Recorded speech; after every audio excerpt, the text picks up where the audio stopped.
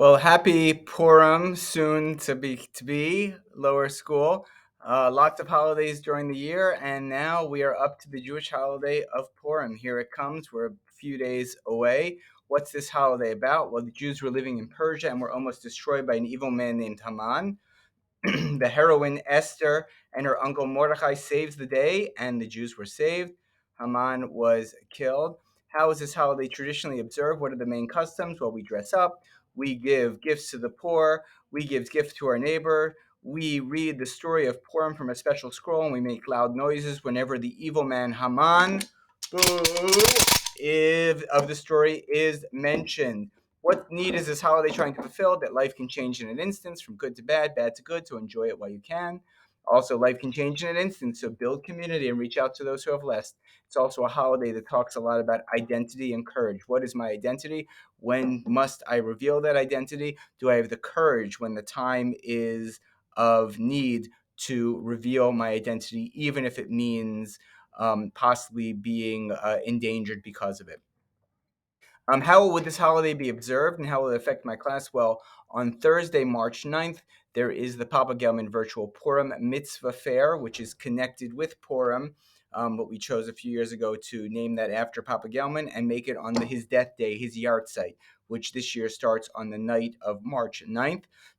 This flyer went in the Lion's Roar during the last week, so all of our kids and parents know about all of the upcoming events. But here it is also for you, and let me go through it pretty quickly. We've got, first of all, that an important thing is on March 1st, Wednesday, March 1st, next week, all two Ziplocs are due, one with goodies for a goodie bag exchange, that's Mishloach Manot, and one with dimes for the mitzvah fair. We made them all due on the first day just to make it easier. The dimes for the mitzvah fair should have the kid's name on it. The other ones don't, but kind of cross off who has and who doesn't.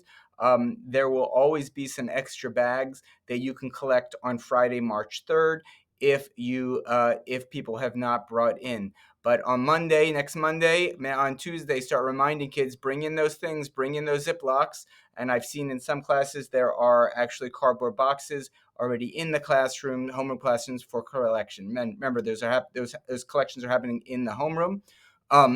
March 2nd, we have our groggers doing the front office. Pictures for costume contests must be placed in the Google slide box deck by them. And Hebrew and Jewish studies teachers creating intros for the Purim spiel. Those intros are due on Thursday. Friday, teachers who are part of the rhyming Megillah, your parts are due on that slide deck on Friday. March 6th is a minor fast day. It doesn't really affect us so much in the lower school. Purim begins at night.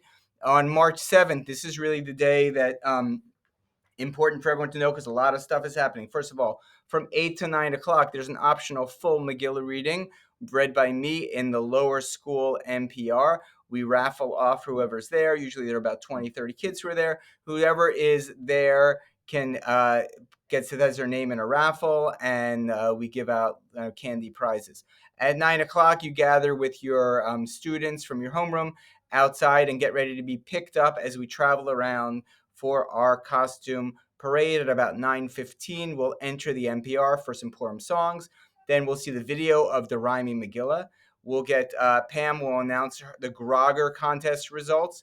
Then we'll have our student Megillah reading. We have about 15 or 16 student Megillah readers this year. In Jewish studies class that day, obviously, if Jewish studies class had already passed by, you'll do this on March 8th if not finished, or you'll do it at some point during your day. Costume contest voting, new name for Purim video voting as well. So obviously we won't get the results of that till later on in the week who our winners are, but you'll be able to have those contests. You need to choose, homeroom teachers, choose a time to have some kind of goodie bag exchange and figure out a nice way of doing that. From 2 to 3 o'clock, we will have our virtual Purim spiel.